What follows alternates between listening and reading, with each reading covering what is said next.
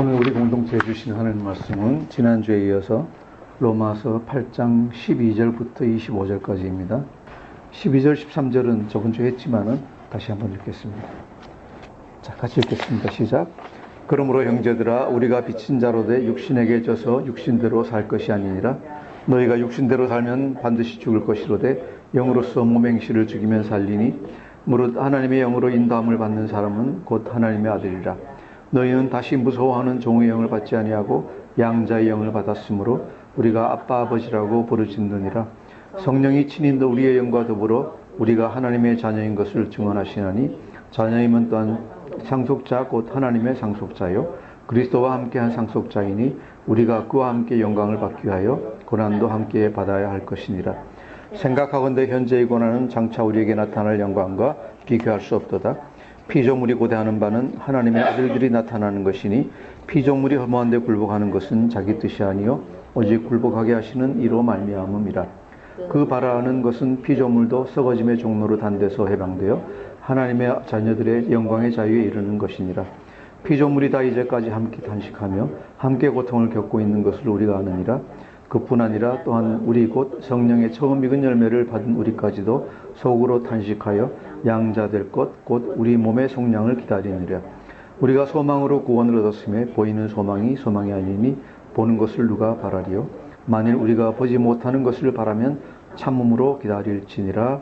아멘. 지난주에 우리가 12절 13절에서 하나님의 영으로 몸의 행실을 죽이라 라는 것에 대해서 그 여러 가지에 대해서 보고 방법까지를 한꺼번에 봤습니다.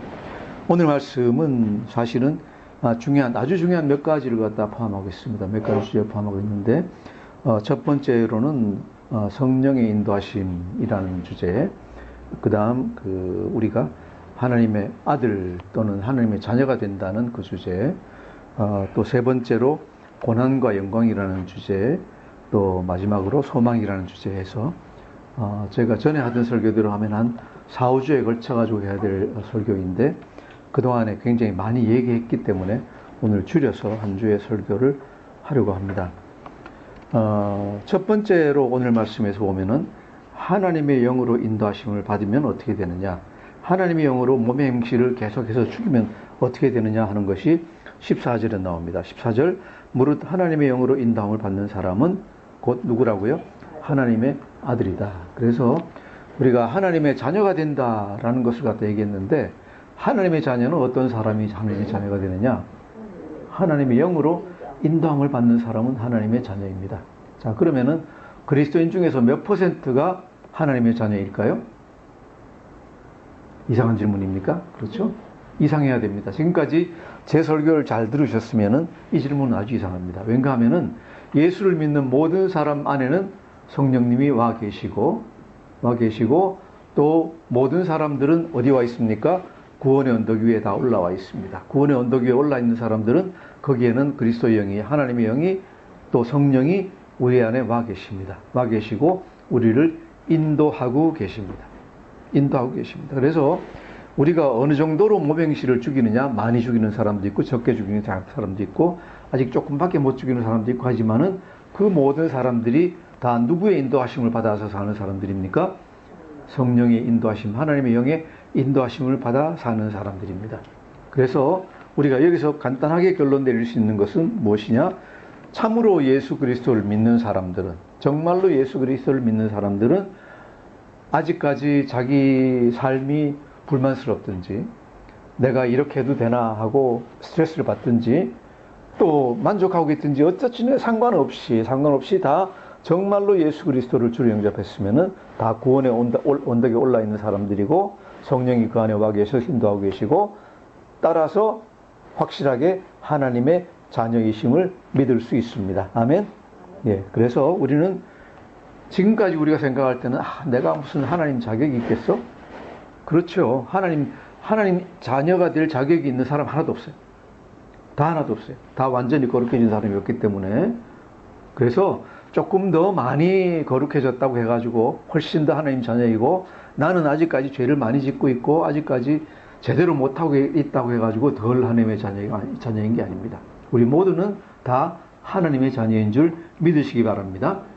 자, 그러면은 여기서 우리가 하나님의 영으로 인도하심을 받는다는 것은 무슨 뜻인가? 이것은 갈라디아서에서 얘기할 때 우리 삶이 성령의 인도와 지도를 받는다. 우리가 살아갈 때 기도하면서 성령의 도우심을 받으면서 그 인도하심을 받는다 하는 걸 갖다 얘기하고 있습니다. 또 이렇게 하면은 하나님의 가정의 자녀로 받아들여진다. 이것은 다른 말로 하면은 중생했다. 또는 새 생명을 받았다. 새로운 성품을 받았다. 아니면 하나님의 거룩하신 성품에 참여한다. 이런 엄청난 얘기들이 다 여기에 같이 해당하는 얘기다 하는 얘기입니다. 그래서 우리가 생각할 때 우리는 초라하고 별거 아닌 사람 같지만은 하나님이 예수님이 엄청난 일을 해주셨기 때문에 어떻게 저 깊은 파도 속에서 건져서 구원의 언덕 위로 올려주셨기 때문에 우리도 모르는 사이에 이렇게 엄청난 존재가 되어 있다. 어떤 존재? 다시 한번 거듭났고 새 생명을 가졌고 새로운 성품, 즉 하나님의 성품에 같이 참여하고 있는 사람들이고 나는 혼자 살아가는 게 아니라 누구와 함께? 성령님과 함께 살아가고 있다. 엄청난 일이잖아요. 이런 엄청난 일들이 여러분 안에서 일어났다 하는 얘기입니다. 일어날 것이다가 아니라 어떻게 해요? 일어났다. 일어났기 때문에 그런데 이게 밖으로는 잘 안 보여요. 그죠? 예수 처음 믿을 때는 뭔가 좀 변화가 있고 했는데 믿고 나서 그냥 세상에 섞여 살아가다 보니까 잘 느끼지를 못하겠어. 못하니까 난 아닌 거 아니야? 그러는데 절대로 아니다. 그래서 사도 바울이 그런 우리를 위해서 뭐라 그랬습니까? 그렇게 여겨라. 너는 그런 존재인 줄로 확실하게 그렇게 인지해라. 너는 그렇다. 자, 그리고 난 다음에 그렇게 여기지를 못하니까 뭐합니까? 하나님의 자녀로 살아가질 않습니다. 어차피 안 됐는데 천천히 그냥 적당히 살아가면 되겠지인데 아니에요. 바울이 뭐라 그랬어요? 너는 그런 존재이다. 이렇게 엄청난 존재이다. 존재이기 때문에 그 다음에 뭐 하라고요? 너희 육신을, 너희 지체를 뭘로 드리라고? 의의 병기로 하나님께 드려라. 너희 시간도 드려라. 너희 생각도 드려라. 너희 행동도 드려라. 내 가진 모든 것을 다 드려라. 제가 다음 주에 로마서 8장을 끝내고 나서 마지막 설교할 장이 로마서 12장입니다. 12장인데 너희 온 몸을 거룩하신 하나님, 산제물, 거룩하신 제물로 드리라. 번제로 드리라라고 되어 있습니다. 이것이 이제 우리가 할 일이다 하는 얘기입니다. 자, 그러면은 하나님의 영으로 인도하심을 받는다고 할 때 이게 굉장히 위험해요. 그렇죠? 위험한 일입니다. 왜냐하면은 이 땅에서 살면 편한데 영이라는 거는 저 하늘 위에 얘기예요. 그죠? 수준 높은 얘기예요. 제가 아는 분 중에 이제 공군 참모총장을 하신 분이 있는데 그분이 이제 그 비행하는 얘기를 갖다 저한테 해주셨어요. 올라가서, 그죠? 초음속기 타고 올라가서 구름 속으로 들어가고 나면은 모른대요. 어디가 위이고 아래인지 왼쪽 오른쪽에 파악이 되겠지만 위아래를 갖다 구분을 못 한대요. 그래서 위아래를 갖다가 뭘 보고 구분을 하느냐? 그죠? 뭘 보고 구분하느냐? 오직 계기판에만 의존한대요. 거기서는 감각이 없대요. 거기서 뭐 180도 회전하고 뭐 이리저리 하다 보면은요, 몸이 쏠리고 해가지고 전혀 알 수가 없대요. 그래서 계기판을 안 보고 자기 느낌에만 의존하면 어떻게 된다? 위로 급상승한다고 생각하고 있는데 자기는 급하강을 해가지고 땅에 떨어져 죽는다. 그죠? 내려온다고 생각하는데 계속 올라가가지고 호흡곤란이 생기고 엄청난 어려움에 처할 수가 있다. 그래서 초음속기 타고 구름 속으로 들어가면은 이게 꼭 영의 세계로 들어가는 거하고 비슷해요. 의지할 걸 뭘 의지해야 돼요? 내 느낌, 내 감각 이런 거 의지해가지고는 안 된다. 뭘 의지해야 되느냐? 말씀에 의지. 계기판에 의지하는데 우리로 봐서는 그게 말씀에 의지한다는 얘기예요. 이 원리가 어디 나와 있는가 하면은 중요하니까 이거는 다시 보겠습니다. 요한복음 16장을 한번 보시겠습니다. 요한복음 16장. 우리가 도대체 이것이 바른 성령의 인도하심인지 아닌지 아니면 성령은 어떤 걸 하시는지를 갖다가 한번 보시겠습니다. 보통 생각할 때 성령님이 오시면은 무슨 병 낫구게 하고 뭐 아니면은 뭐 쓰러뜨리고 뭐 예언하고 이런 거 생각하는데 다 아니에요. 그럴 수도 있지만은 거기에 전혀 의존할 필요가 없어요. 왜? 성경에 나와 있는 성령님의 사역은 이런 것들이다. 요한복음 16장 7절에서 15절까지 같이 읽겠습니다. 시작. 그러나 내가 너희에게 실상을 말하노니 내가 따라가는 것이 너희에게 유익이라. 내가 떠나가지 아니하면 보혜사가 너희에게로 오시지 아니할 것이요 가면 내가 그를 너희에게로 보내리니 그가 와서 죄에 대하여 의에 대하여 심판에 대하여 세상을 책망하시리라. 죄에 대하여라 함은 그들이 나를 믿지 아니하며 의에 대하여라 함은 내가 아버지께로 가니 너희가 다시 나를 보지 못하며 심판에 대하여라 함은 이 세상 임금이 심판을 받았습니다. 내가 아직도 너희에게 이를 것이 많으나 지금은 너희가 감당하지 못하리라. 그러나 진리의 성령이 오시면 그가 너희를 모든 진리 가운데로 인도하시리니 그가 스스로 말하지 않고 오직 들은 것을 말하며 장래일을 너희에게 알리시리라. 그가 내 영광을 나타내리니 내 것을 가지고 너희에게 알리시겠습니다. 무릇 아버지께 있는 것은 다 내 것이라. 그러므로 내가 말하기를 그가 내 것을 가지고 너희에게 알리시리라 하였노라. 아멘. 아멘. 자, 그래서 여기서 보면은 성령이 우리에게 가르쳐 주시는 게 예수님이 가시고 나면 성령님이 오시는데 성령님 우리에게 와서 뭘 가르쳐 주시냐? 8절에 뭐라 그랬어요? 죄에 대하여, 의에 대하여, 심판에 대하여. 성령님이 우리에게 가르쳐 주시는 게 가장 중요한 게 이 세 가지예요. 죄에 대해서, 의에 대해서, 심판에 대해서. 죄에 대해서라는 건 뭔가 하면은 성령님이 우리 마음속에 들어오셔서 처음 하시는 게 뭐예요? 내가 죄인이라는 걸 깨우쳐 주신다. 의에 대하여는 뭐예요? 그래서 우리가 정말로 무엇이 바른 것이다 라는 걸 알고 하나님을 찾게 만들어준다. 심판에 대하여는 뭐예요? 우리에게 심판이 있다는 것을 알고 정말로 두려운 마음을 갖다가 우리에게 더하여 주신다. 그래서 로마서 8장 15절에 보면은 너희는 다시 무서워하는 종의 영을 받지 아니하고 그랬어요. 너희는 무서워하는 종의 영을 받지 아니하고 이게 무슨 소리예요? 이게 그 사탄이 주시는 그 생각이다? 아니에요. 처음에 성령님이 오시면 우리에게 뭘 주세요? 무서워하는 마음을 갖다 우리 안에 일으키세요. 처음에 성령님이 임하시면은요, 우리는 두려워해야 돼요. 두려워하고 떨어야 돼요. 왜? 내가 내 죄가 무엇인가를 갖다가 알게 되면은 어떻게 됩니까? 두려워 떨지 않을 수 있어요? 지금까지는 아무것도 아니라고 생각을 했는데 아니에요. 죄에 대해서 성령님이 알려주세요. 의에 대해서 알려주세요. 하나님이 우리에게 뭘 원하신다? 그리고 나는 죄인이다라는 걸 알려주세요. 그리고 그냥 우리가 죽으면 쓰러지는 게 아니라 어떻게 된다고요? 마지막 날에 심판을 받는다는 걸 알려주세요. 그래서 목회자가, 설교자가 할 수 있는 가장 좋은 설교는 뭔가 하면은 듣는 사람들이 설교 듣고 나서 정말로 떨어야 되는 설교가 가장 좋은 설교예요. 첫 번째는 그게 제일 좋은 설교. 설교 듣고 나서 한 주일에 위로가 되기를 바랍니다. 아니에요. 듣고 떨어야 돼요. 떨고 내가 지금까지 정말로 잘못 살았구나. 이렇게 살면 안 됐는데 내가 잘못 살았구나. 이렇게 되면은 하나님이 기뻐하지 않는 삶인데 이렇게 하다 보면 내가 지옥에 갈 텐데 이렇게 하면 안 되는데 하나님 용서해 주세요. 예수님께로 돌아가겠습니다. 하는 마음이 나오는 설교가 가장 좋은 설교예요. 듣기 좋고 즐겁고 행복하고 해피하고 이런 설교하라고 하나님이 얘기하지 않으셨어요. 구약 성경에 예언서 보시면은 항상 나오는 얘기가 거짓 선지자들은 뭐라 그런다고요? 거짓 선지자들은 평화로다, 평화로다, 평화로다. 아무 문제 없다. 잘 살 것이다. 라고 얘기한다는 거예요. 그런데 어떻다고요? 그렇지 않다. 거기에는 평화가 없다는 거예요. 이 세상에는 평화가 없어요. 그죠? 이것이 성령님이 가르쳐 주시는 거예요. 그리고 성령님이 가르쳐 주시는 내용이 이제 우리에게 와서 가르쳐 주시는데 그러면 어떤 사람이 성령을 힘입어서 가르쳐 준다고 할 때 아니면 목사님이 뭘 가르쳐 줄 때 그것이 맞는지 틀리는지 갖다 어떻게 하느냐? 여러분이 이제 교회를 떠나서 다른 교회로도 가실 테고 다른 예배를 많이 드릴 텐데 거기서 목사님이 하시는 말씀이 바른 말씀인가 아닌가를 갖다가 어떻게 판단할 수 있는가? 정말로 성령의 인도하심을 받고 하는 말인지 아닌지를 어떻게 알 수 있는가? 어떻게 판단할 수 있는가? 그죠? 아까 본 13절, 14절, 15절에 나와 있어요. 뭐라고 되어 있습니까? 그가 스스로 말하지 않고 성령이 얘기하시는 게 다른 하나님 아버지가 얘기하시는 것 아니면은 예수님이 얘기하시는 거하고 동떨어진 얘기가 아니다.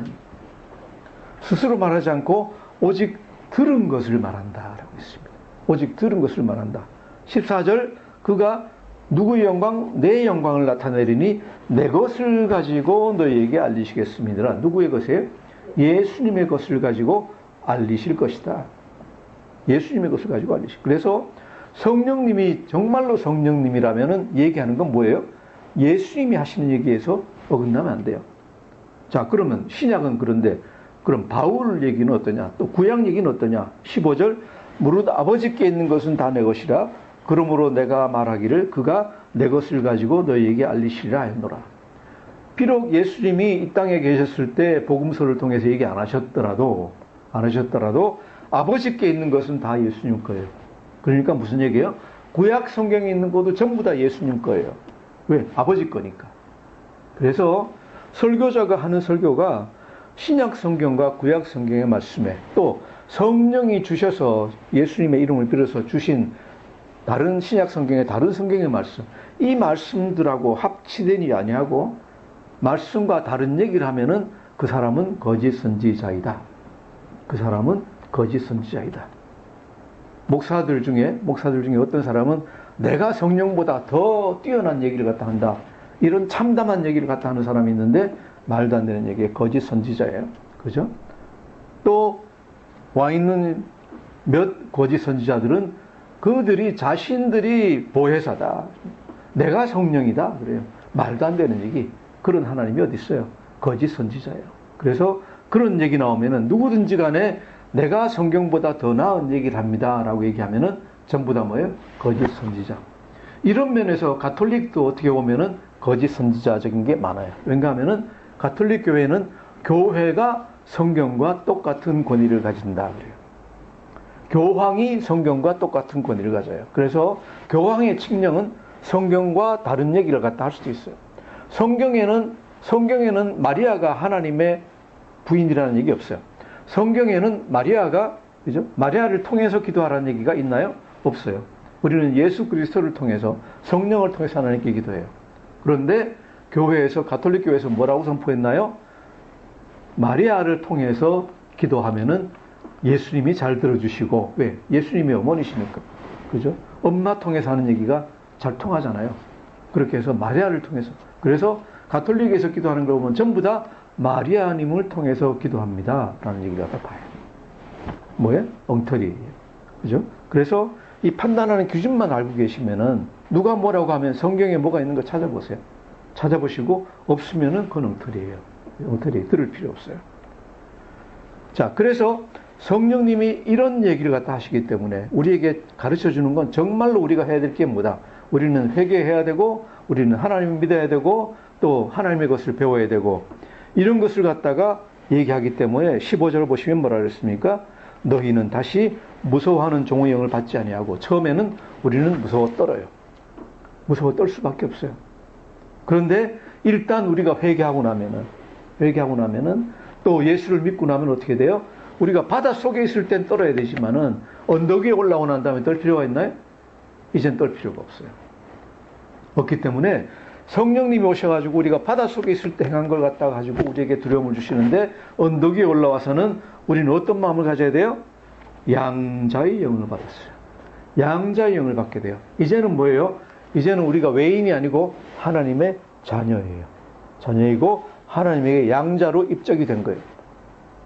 그렇기 때문에 이제는 우리가 두려워할 게 있습니까? 두려워할 게 없어요. 여러분 두려워하시면 안 돼요. 이제는 두려워하시면 여러분이 하나님의 뜻에 떠나서 다른 나쁜 일을 갖다 하면은 그때는 떨어야 돼요. 하지만은 회개하고 다시 돌아오면은 어떻게 해야 돼요? 그때는 기뻐해야 돼요. 기뻐하고 하나님 아버지께 나갈 때 뭐라 그래야 되느냐? 여기 뭐라 그랬어요? 아빠 아버지라고 부릅니다. 아빠 아버지라고. 아빠는 뭐예요? 이거 히브리 말로 하면 아빠야, 아빠예요. 아빠 엄마라는 말은 거의 전 세계적으로 다 비슷해요. 발음이 아빠, 파파, 맘마, 엄마, 그죠? 다 비슷해요. 어린아이가 웅얼거리면서 하는 말 이건 다 똑같아요. 그래서 아빠 그러는데 얼마나 친밀한 말인지 몰라요. 근데 이제 그 동양 사람들은 특히 유교적인 이런데 사로잡혀가지고 있던 사람들은 이게 잘 이해가 안 돼요, 그죠? 우리 여기 계신 분들은 모르겠는데 저는 저희 아버님을 아빠라고 불러본 적이 글쎄 아주 어렸을 때 뭐 기억도 안 나지만은 제 평생에 없어요. 저희 아버님을 아빠라고 불러본 적이 없어요. 그만큼 이제 저희 자랄 때는 유교적인 사회에서는 아버지는 아주 엄격한 저 위에 계신 존재였기 때문에 어머니는 어머니 그러고 불러본 적이 없어요. 어머니는 다 엄마 그러고 불렀지만은 아버님은 아버지, 경상도 말로 아버지 그러고 불렀지 아빠 그러고 불러본 적이 한 번도 없어요. 그만큼 친밀하지 못하고, 그래서 이 말씀이 저 개인적으로는 별로 잘 느껴지지 않는 거예요. 아빠? 너무 간지럽다. 너무 간지럽다 그럴 정도로 너무 친밀한 말이에요. 근데 우리 손자는 이제 우리 아들을 부를 때 아빠 그러죠. 저희 아들도 저한테 아빠 그래요. 그러니까 그만큼 이제 세상이 달라졌습니다. 너무 친밀한 관계에 이제 왔습니다. 자, 그런데 이렇게 친밀한 관계에 자녀로 되면 어떻게 되느냐? 되면은 아주 좋은 게 있어요. 16절부터 18절 같이 읽겠습니다. 시작. 성령이 친히 우리 영과 더불어 우리가 하나님의 자녀인 것을 증언하시나니 자녀이면 또한 상속자 곧 하나님의 상속자요 그리스도와 함께한 상속자이니 우리가 그와 함께 영광을 받기 위하여 고난도 함께 받아야 할 것이니라. 생각하건대 현재의 고난은 장차 우리에게 나타날 영광과 비교할 수 없도다. 아멘. 성령이 친히 우리 영과 더불어 우리가 하나님의 자녀인 것을 증언하시나니, 이제 우리 마음이 하나님께로 가까이 나가고 성령님이 우리가 기도할 수 있게 해주십니다. 자, 그런데 자녀이면은 뭐예요? 자녀이면은 아버지의 것을 갖다가 물려받는 사람들이잖아요. 물려받는 사람들이고, 아버지의 것을 가장 먼저 물려받는 사람이 누구예요? 하나님 아버지 걸 가장 먼저 받는 사람은 우리 가장 맏형 누구예요? 예수 그리스도예요. 예수 그리스도께서 첫 번째 상속자인데, 그분이 어떻게 하나님 나라를 상속했습니까? 어떻게 하나님 우편에 앉아 계십니까? 그냥 계십니까? 아니잖아요. 이 세상에 오셔가지고 가진 고난을 다 받으셨잖아요. 가진 고난을 다 받으시고 난 다음에 그 다음에 영광을 받으신 거예요. 그래서 우리가 하늘나라 바로 올라가면 우리도 바로 영광을 받을 수 있을 텐데 아니죠. 이 세상을 살아야 돼요. 살아야 되는데, 그러면 우리가 이 세상에 있을 때 어떻게 될까요? 바로 영광 받을까요? 아니요. 우리도 이 세상에 살면서 고난을 받게 될 거예요. 그죠? 그래서 또 이제 제가 얘기합니다. 예수 믿으면은 만사형통합니다. 만사형통합니다. 오늘 찬송가에도 그 구절이 있어가지고 약간 거리껴지는데, 우리가 예수님 믿으면은, 또 그렇게 믿어서 하나님 자녀가 되면은 예수님이 영광 받기 전에 고난 받으셨던 것 같이 우리도 고난을 받는다입니다. 그래서 예수 믿으면 모든 게 다 형통할 것입니다. 거짓 선지자입니다. 예수 믿으면 모든 것이 다 형통합니다. 거짓 선지자예요. 예수 믿으면 질병이 다 나을 겁니다. 거짓말이에요. 예수 믿으면 부자 될 겁니다. 그럴 수도 있지만 안 그럴 수도 있어요. 그죠? 예수 믿으면 마음의 평강을 가지기 때문에 다른 사람보다 좀 더 오래 살지 몰라요. 예를 들어 같은 조성래가 예수 안 믿었으면 한 70에 죽었을 텐데, 예수 믿었기 때문에 한 100살까지 살지 못해요. 왠가 하면은 예수 안 믿었을 때는 그냥 복귀는 들끓는 마음으로 살았기 때문에 정말로 육신이 다 상했을 텐데, 믿으니까 걱정 근심 없이 마음의 평강을 가지고 사니까 100살까지 살지도 몰라요. 하지만은 중간에 암이 걸려가지고 죽을지도 몰라요. 그건 아무도 몰라요. 단지 아는 것은 예수 믿으면은 평강이 있기 때문에 좀 더 잘 살 수 있다는 것이지, 예수 믿는 모든 사람들은 다 병에 안 걸린다? 거짓말. 예수 믿으면은 열심히 기도하면은, 그죠? 가지고 있던 암이 나을 것이다? 그럴 수도 있지만은 대부분의 경우에는 아님. 그죠? 이게 팩트예요, 전부. 왜 그래요? 예수 믿다가 예수 아주 잘 믿고 정말로 큰 일을 하고 한 많은 분들이 다 죽었잖아요. 살아있는 사람이 있습니까? 한 사람도 없어요. 그죠? 또 요새 현대에 와서는 제가 아는 거짓 모든 목사님이 다 암 걸려 죽었어요. 그죠? 하영주 목사님 간암, 옥하는 목사님 폐암, 또 무슨 목사님 무슨 췌장암, 다 죽어요. 다 암 걸려가지고 다 죽었어요. 그래서 예수 믿는다고 병 다 낫는다? 아니에요. 암이 고쳐진다? 아니에요. 고쳐질 수도 있어요. 하면은. 약속은 뭐예요? 약속은 뭔가 하면은 이 세상에서 고난을 받지만은 예수 안 믿는 사람하고 달리 어떻게 된다? 영광을 받는다. 우리는 영광을 받을다. 그리고 거기 더해서 제가 한마디 더 하면 뭔가 하면 이 세상에 그런 암 가운데서도 평강을 가지고 살아갈 수 있을 것이다. 그리고 죽을 때에도 걱정 없이 죽을 것이다. 이것이 하나님이 주시는 약속이에요.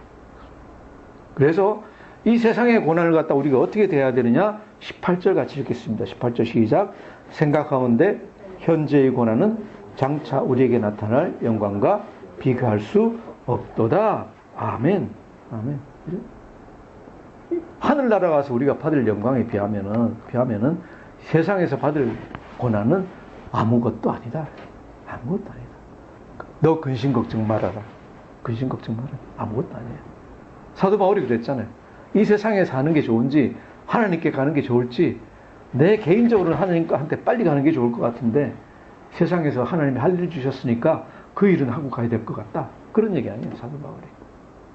이 세상에서 아무리 잘 살아봤자 마음 들끓고 병이 오고 그죠? 내 친구들이 나를 괴롭히고 내 배우자도 나를 괴롭히고 힘든 일이 있고 즐거운 일도 있겠지만은 다 그래요. 우리는 그것을 예수님 마음으로 품고 다 살아가는 거예요. 그죠? 걱정 근심하지 말고 내가 꼭 이런 걸 이루어야 되겠다. 내가 꼭 이만큼 만족을 받아야 되겠다. 대접받아야 되겠다. 이런 마음 다 내려놓으시고 하나님이 이렇게 주시고 하나님이 날 선대하시니까 나는 그냥 살아가는 겁니다. 왜? 이 세상에서 아무리 고난을 받더라도 마지막에는 나에게 큰 영광이 있다. 이 얘기를 갖다가 제가 한 3주 정도 가지고 계속 설교하고 싶은데 지금까지 많이 했잖아요. 많이 해서 더 이상은 안 하겠습니다. 자, 그런데 이렇게 고난받고 있는 존재가 우리만 고난받고 있느냐? 아니에요. 이 모든 이 세상에 우리 옆에 있는 피조물도 다 고난을 받고 있어요. 19절부터 22절까지 같이 읽겠습니다. 19절에서 22절 시작. 피조물이 고대하는 바는 하나님의 아들들이 나타나는 것이니 피조물이 허무한 데 굴복하는 것은 자기 뜻이 아니요 오직 굴복하게 하시는 이로 말미암음이라. 그 바라는 것은 피조물도 썩어짐의 종로로 단 데서 해방되어 하나님의 자녀들이 영광의 자유에 이르는 것이니라. 피조물이 다 이제까지 함께 탄식하며 함께 고통을 겪고 있는 것을 우리가 아느니라. 아멘. 우리만 아니라 피조물도 고통을 받고 있다. 어떻게? 창세기 3장 보시면은 아담과 하와가 범죄를 하니까 아담과 하와를 갖다가 벌 주시느라고 하나님이 땅과 짐승들과 모든 것에 다 벌을 주세요. 그래서 창세기 3장 17절 보시면 뭐라고 되어 있는가 하면 땅은 너로 말미암아 저주를 받고 또 18절 보시면 땅이 내게 가시덤불과 엉겅퀴를 낼 겁니다. 땅은 원래 땅과 하늘 모든 것이 다 하나님이 지어놓으시고 보시기에 참 좋았더라. 그런 참 좋은 거예요. 그래서 땅은 아름다운 꽃으로, 그죠? 아주 좋은 실과로 이런 걸로 가득 차야 되는데 어떻게 돼요? 엉겅퀴만 난다. 땅이 그 자체로 이제 부드러워져 가지고 다 싹을 내고 다 열매를 갖다가 맺어야 되는데 이제는 사람이 파가지고 하지 않으면 딱딱하게 굳어가지고 아무것도 안 나게 돼 있어요. 동물들은 어때요? 동물들은 처음에는 뭐예요? 하나님이 지으신 에덴 동산에서는 서로 잡아먹고 이런 거 하나도 없었어요. 그런데 이제는 뭐예요? 육식동물이 나타나가지고 서로 잡아먹어요. 하나님 나라는 어떤 모습이에요? 이사야서 이제 11장과 65절에 나타나는데 제가 65장 25절 한번 읽어보겠습니다. 이리와 어린 양이 함께 먹을 것이며 사자가 소처럼 짚을 먹을 것이며 뱀은 흙을 양식으로 삼을 것이니 나의 성산에서는 해함도 없겠고 상함도 없으리라 여호와께서 말씀하네요. 이게 원래 창조의 모습이에요. 이리와 어린 양이 함께 있고 사자가 소처럼 짚을 먹고 그럼 뭐예요? 사자 이빨과 창자는 다 바뀌어야 되겠습니다. 물론 뱀은 흙을 양식으로 삼는다. 지렁이 같아요. 그죠? 지렁이도 흙만 먹고 살잖아요. 이런 것이 원창조의 모습이다. 모습인데 인간의 범죄함으로 인해서 이 식물계와 동물계와 모든 것이 다 나빠졌어요. 나빠져가지고 이제 힘이 굉장히 든 거예요. 이것을 갖다가 뭐라고 표현했는가 하면은 피조물이 고통을 받고 있다. 그래서 피조물은 이제 뭘 기다리고 있느냐? 하나님이 새하늘과 새 땅을 창조하셔가지고 인간을 갖다 완전히 구원하실 때까지 같이 고통을 받는 거예요. 그래서 새하늘과 새 땅에 오면은 이 모든 피조물도 같이 옛날 모습으로 이제 돌아가는 거예요. 그래서 인간만 구원받는 게 아니라 모든 자연도 같이 구원받는다. 자, 여기에 대해서 구원을 기다리고 있는 무리가 하나 더 있어요. 하나 더 있어요. 23절에서 25절 읽겠습니다. 시작. 그뿐 아니라 또한 우리 곧 성령의 처음 익은 열매를 받은 우리까지도 속으로 탄식하여 양자될 것 곧 우리 몸의 속량을 기다리느니라. 우리가 소망으로 구원을 받았음에 보이는 소망이 소망이 아니니 누가 보는 것을 바라리요. 만일 우리가 보지 못하는 것을 바라면 참음으로 기다릴지니라. 아멘. 성령의 처음 익은 열매를 받은, 성령의 처음 익은 열매가 뭐예요? 누구예요? 예수 그리스도예요. 예수 그리스도예요. 예수 그리스도를 받은 우리까지도 구원을 받았지만은, 그죠? 우리가 영으로 구원을 받았지만은 아직까지도 속으로 탄식하고 있어요. 왜? 우리 육신이 구원을 못 받았어요. 우리 육신이 구원을 못 받았어요. 완전한 구원은 뭐예요? 육신까지도 구원을 받는 거예요. 기독교가 이분법입니까? 아니에요. 육신은 나쁘고 영은 좋은 것이다. 아니에요. 육신도 좋고 영도 좋은 것이에요. 자연도 좋고 다 좋은 거예요. 좋은 건데 뭐 때문에 황폐가 됐다? 우리 죄 때문에, 아담의 죄 때문에 황폐화가 된 거예요. 우리 영은 구원을 받았는데 우리 몸은 구원을 받지 못했어요. 그래서 이 세상에 살 때 우리가 약해지고, 그죠? 병들고, 그죠? 몸 자체가 이제 쓰러지잖아요. 약해지는 게 제일 문제죠. 마음 걸리고, 관절염 걸리고, 무슨 치매 걸리고, 뭐 이런 병들이, 뭐 당뇨, 뭐 다 약해져요. 이 약해진 상태에서 우리가 정말로 고통스럽기 때문에 계속 기도를 갖다 해요. 기도를 갖다 하는데, 이것들이 다 어디서 와요? 하나님이 원래 주신 대로 살아가면 훨씬 덜 할 텐데, 인간이 자연을 갖다 훼손하면 훼손할수록 점점 더 병이 많아지고, 이상한 병도 많아져요. 자, 그럼 언제 우리가 이 암을 다 정복하고, 관절염도 안 걸리고, 당뇨도 안 걸리고, 다 안 걸릴까요? 살아서 이 육신 안에서는 안 돼요. 이 자연, 우리가 훼손한 자연 아래서는 더 이상은 우리가 고칠 수가 없어요. 고생하는 게 당연해요. 그래서 여러분, 이 세상에 살아가면서 우리 영은 구원받고 평강을 누리지만은 육신은 고생하실 걸 각오하세요. 각오하세요. 왜? 하나님이 이 세상에서 너 육신이 다 편할 것이다 라고 약속하신 적이 한 번도 없어요. 자연도 훼손되었고요. 우리 육신도 훼손되었기 때문에 육신은 고통을 받게 될 거예요. 될 텐데 가능하면 덜 받도록 여러분이 우리가 우리 몸을 갖다가 잘 보존해야 돼요. 나쁜 거 먹지 말고, 그죠? 나쁜 거 먹지 말고, 그런다고 너무 신경 쓸 필요 없어요. 너무 신경 써가지고 깨끗한 것만 골라가지고 먹겠다? 이 세상에 그런 거 없어요. 모든 자연이 다 훼손됐어요. 그래서 대강 적당히 나쁜 거 먹지 말고, 내 몸에 나쁜 거 아시잖아요. 그죠? 저는 이제, 제가 좋아하는 것 중에 하나가 이제 오징어채 같은 거 좋아해요. 오징어채 같은 거, 그런 걸 좋아하는데, 해놓으면 달달하고 그렇잖아요.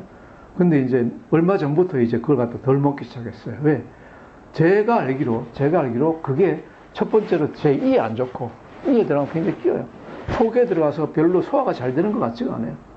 그리고 그 안에 무슨 영양분이 있는 거 아니에요. 그냥 아무것도 아닌 오징어나 아니면 뭐 육포 같은 걸 갖다 달달하게 만들어가지고 입에 좋게 만든 거예요. 그래서 그걸 먹는 게 저한테는 아주 해롭다는 걸 갖다 제가 알면서도 다니까 먹어요. 먹는데 그런 건 이제 먹으면 안 되겠다라는 생각을 갖다 하고, 왜? 살아서 하나님이 이것도 해야 되니까. 그래서 이 세상에 살면서는 우리가 우리 자신을 조심하지만은 고생한다는 걸 갖다 각오하고 삽니다. 물론 고생 안 하도록 하나님께 기도는 하겠지만은 많이 들어주시면 감사하고, 하지만 어쨌든 간에 우리가 죽음으로 나갑니다. 나가는데 그럼 어떻게 되느냐? 마지막 날 우리 몸은 부활해서 영광을 받는다는 겁니다. 마지막 날 우리 몸이 속량된다고 23절은 표현. 속량된다. 이 약속이 어디 있느냐? 이 약속이, 이것은 중요하니까 다시 한번 찾아보겠습니다. 고린도전서 15장 51절 한번 찾아보시겠습니다. 여러분이 이 소망을 가지는 게 중요하니까 한번 찾아보겠습니다. 15장 51절에서 53절 같이 읽겠습니다. 시작. 보라, 내가 너희에게 비밀을 말하노니 우리가 다 잠잘 것이 아니요 마지막 나팔에 순식간에 호련이 다 변화되리니 나팔 소리가 나매 죽은 자들이 썩지 아니할 것으로 다시 살아나고 우리도 변화되리라. 이 썩을 것이 반드시 썩지 아니할 것을 입겠고 이 죽을 것이 죽지 아니함을 입으리로다. 아멘. 어떻게 된다고요? 마지막 나팔에 우리가 무덤 속에 들어가가지고 시간이 지나면 다 헤쳐져 버리고 아니면 화장하면 다 날아가 버리고 그러는데 마지막 나팔에 순식간에 호련히 어떻게 되는지 몰라도 하나님이 그걸 다시 다 모아가지고 썩지 아니할 것이 썩은 것들이 썩지 아니할 것으로 다시 살아나고, 그죠? 다시 살아나고 호련히 다 변화된다. 그리고 그것은 다시는 죽지 아니한다. 자, 그럼 다시 살아난 것이 어떤 모양으로 살아날까? 우리가 빌립보서 3장 21절 찾아보겠습니다. 빌립보서 3장 21절. 그 몸은 어떤 몸일까?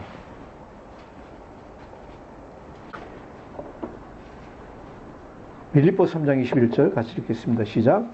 그는 만물을 자기에게 복종하게 하실 수 있는 자의 역사로 우리의 낮은 몸을 자기 영광의 몸의 형체와 같이 변하게 하시리라. 아멘. 어떻게 변한다고요? 그리스도의 영광의 몸의 형체와 같이 변한다.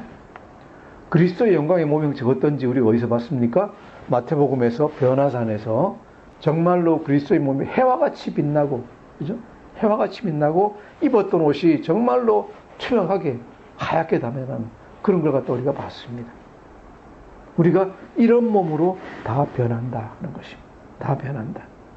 그리고 그런 상태로 우리가 어떤 삶을 살게 되느냐? 이 세상에 살았던 것하고는 다른 삶을 살게 된다. 우리 요한계시록 7장 한번 보시겠습니다. 요한계시록 7장 15절에서 17절 한번 보시겠습니다. 7장 15절에서 17절 같이 읽겠습니다. 시작. 그러므로 그들이 하나님의 보좌 앞에 있고 또 그의 성전에서 밤낮 하나님을 섬김에 보좌에 앉으신 이가 그들 위에 장막을 치르시니 그들이 다시는 줄이지도 아니하며 목마르지도 아니하고 해나 아무 뜨거운 기운에 상하지도 아니하리니 이는 보좌 가운데에 계신 어린 양이 그들의 목자가 되사 생명수 샘으로 인도하시고 하나님께서 그들의 눈에서 모든 눈물을 씻어 주실 것입니다. 모든 슬픔과 모든 아픔과 모든 힘든 것을 갖다가 다 걷어가십니다. 그 땅에서는 병도 없고 질병도 없고 암도 없고 당뇨도 없고 아무것도 없습니다.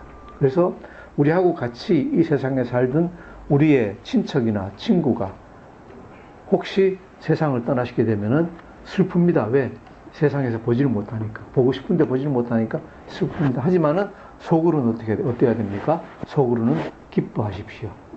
그러니까 하면 그분들은 어디로 가셨어요? 예수 믿는 분이면은 이렇게 좋은 곳으로 가셨어요. 아프지도 않고 아픔도 없고 슬픔도 없고 눈에 눈물을 흘릴 일도 없는 그런 좋은 곳으로 가셨기 때문에 우리는 속으로 기뻐해야 된다. 그런데 중요한 건 뭐예요? 조건이 뭐예요? 그분이 예수를 믿는 분이면. 그래서 우리가 친구들이나 우리 친척을 위해서 해야 되는 가장 좋은 일이 뭐예요? 그들에게 해줄 수 있는 가장 좋은 게 선물 갖다 주는 것도 중요하고 전화하고 만나는 것도 다 중요하지만은 제일 중요한 건 뭐예요? 그분들이 예수님 믿게 하는 것. 바로 믿게 하는 것. 잘못 믿지 않고 그것이 가장 중요하다는 얘기죠. 자, 이것이 이제 우리가 앞으로 될 일이에요. 그래서 우리가 어떤 생각을 하고 살아가야 될까? 우리가 이 세상을 앞으로 살아갈 때 어떤 생각을 가지고 살아가야 될까? 이것이 이제 로마서 8장 24절, 25절 아까 읽은 말씀이에요. 제가 보겠습니다. 우리가 소망으로 구원을 얻었음에, 그죠? 우리가 구원을 얻을 때 어떻게 구원을 얻었어요? 우리가 구원되기를 바랐어요. 우리가 정말로 구원받을 때는 우리가 구원되기를 원했어요. 예수님이 저 같으면은 저는 정말로 완악해가지고 똑똑하고 이 세상에서 똑똑하고 완악해가지고 제 친구들 중에 제가 예수 믿을 거라고 생각했던 사람이 하나도 없어요.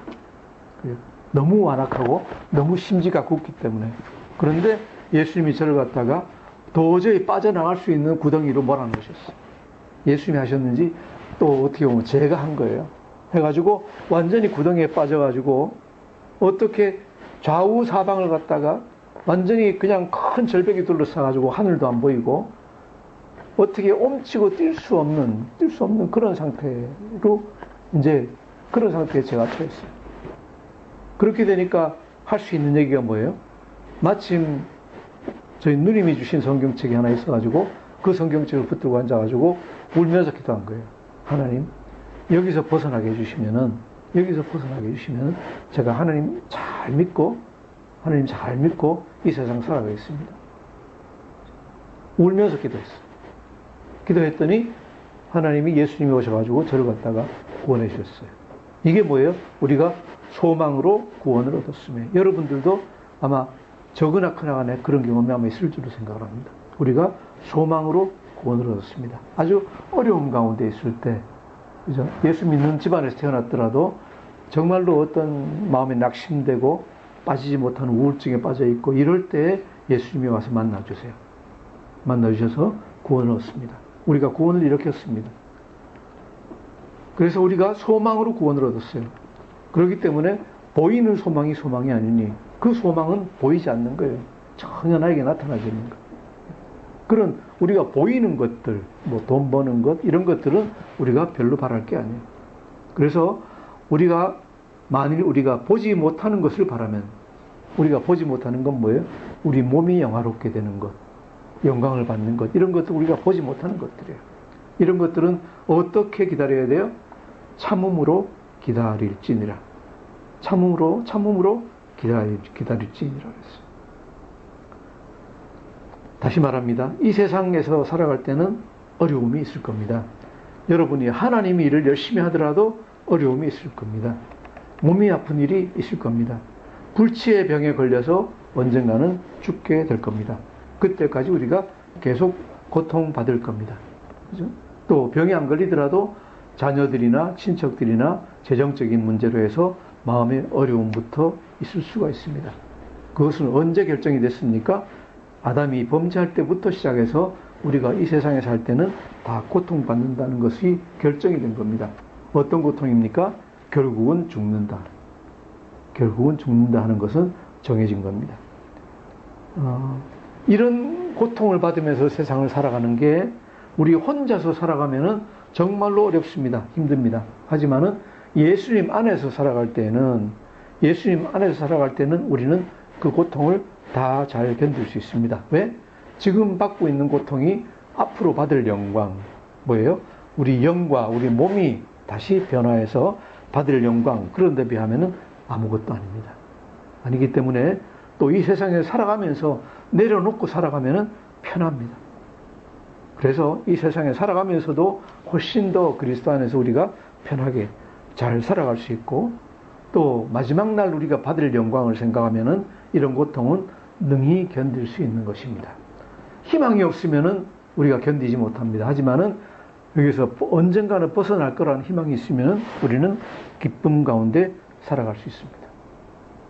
여러분, 이제 요새는 경제적으로 많이 나아져서 고통이 적다고 하는데 재정적인 고통이 없으면 또 다른 고통들이 다 있습니다.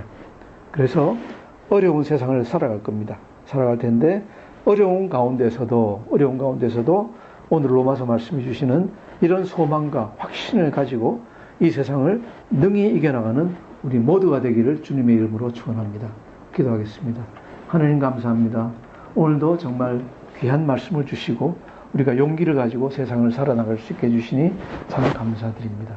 하나님, 우리 모든 성도들이 하나님 주시는 이 진리를 깨닫고 자유하게 이 세상을 살아나가고 마지막 날에는 다 영광 받을 수 있도록 은혜에 더하여 주시옵소서.